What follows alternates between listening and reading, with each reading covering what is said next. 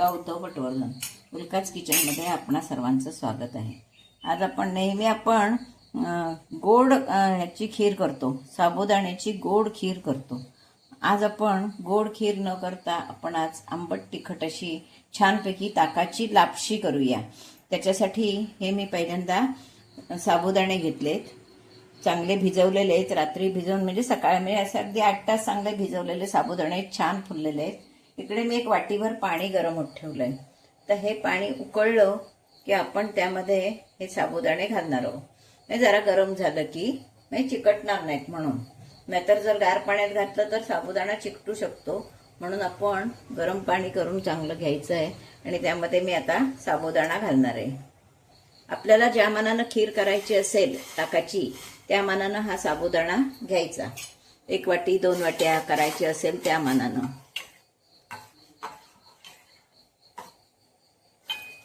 आता मी 2 वाट्या साधारणपणे खीर करणार आहे. ताकाची खीर किंवा लापशी म्हणतात त्याला, ताकाची लापशी. आता हे आपण साबुदाणे अगदी ट्रान्सपरंट होईपर्यंत शिजवून घेणार आहोत छानपैकी.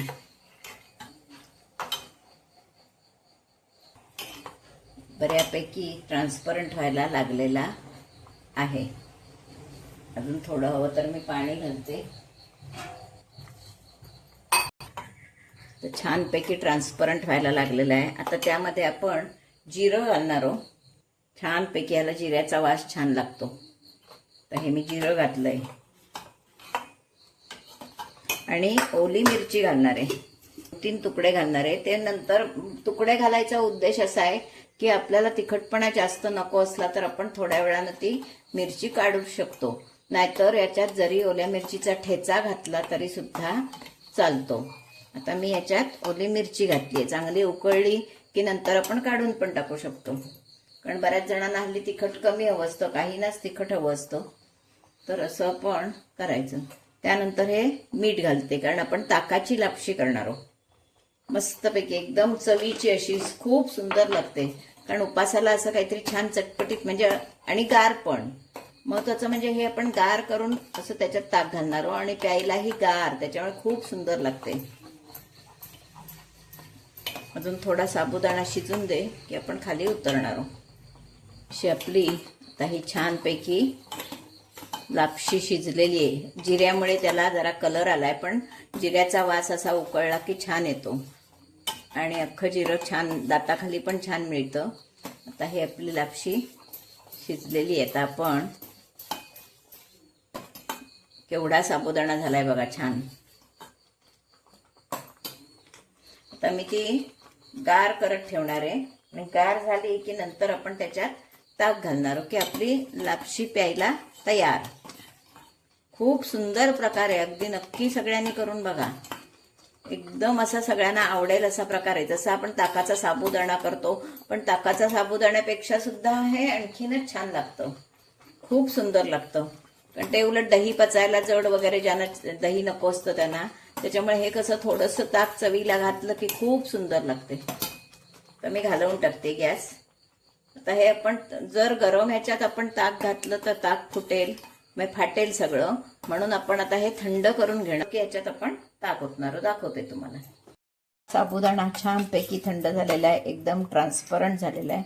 आता आपण याच्यात आवश्यकतेनुसार ताक घालणार आहोत.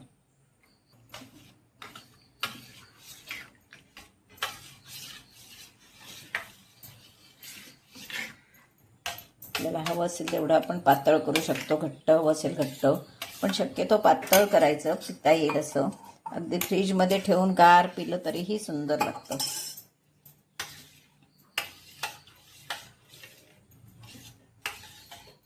अशी आपली ही ताकाची साबुदाण्याची लापशी खाण्यासाठी तयार आहे. तर हे आपण ग्लासमध्ये सर्व करूया. अशी ही छानपैकी आपली ताकाची लापशी खाण्यासाठी तयार आहे. म्हणजे अगदी आपण गार करून सुद्धा खाऊ शकतो. म्हणजे आपल्याला नेहमी कंटाळा येतो खिचडी खाऊन, वरीचा भात खाऊन. अशा वेळी हा छान थंडगार प्रकार केला आणि खाल्ला की पोटालाही छान आणि पचायलाही चांगला आणि लागतोही छान चवीचा असा. मिरचीचे तुकडे घालण्याचा उद्देश असा आहे की तिखट घातलं तर ते काही वेळा जास्त होतं, म्हणून मग मिरचीचा तुकडा आपण काढू शकतो. म्हणून मिरचीचा तुकडा घातलेला आहे, नको असेल तर आपण काढू शकतो. अशी ही आपली लापशी तयार आहे. नक्की श्रावण महिन्यात करून बघा, कारण आता श्रावण महिन्यात उपास येतात. मग प्रत्येक वेळी काय करायचं, गोड लापशी खाऊन कंटाळा येतो. मग अशा वेळी हा पर्याय खूप छान आहे आणि अगदी डब्यामध्ये सुद्धा तुम्ही घेऊन जाऊ शकता ऑफिसला जाताना. नक्की करा आणि आवडलं तर लाईक, शेअर, सबस्क्राईब करायला विसरू नका. धन्यवाद.